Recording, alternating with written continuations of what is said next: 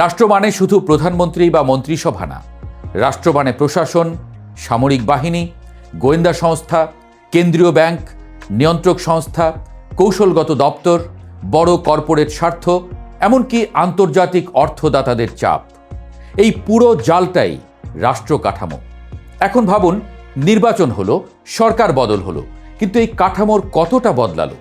সচিবালয়ের ফাইল কি বদলালো? গোয়েন্দা নেটওয়ার্ক কি বদলালো? বড় ব্যবসায়িক চুক্তির দিক কি হঠাৎ উল্টে গেল? এখানেই আসে ডিপ স্টেট ধারণা। ডিপ স্টেট মানে কোনো গোপন অফিস না, কোনো কালো কাচের ঘর না।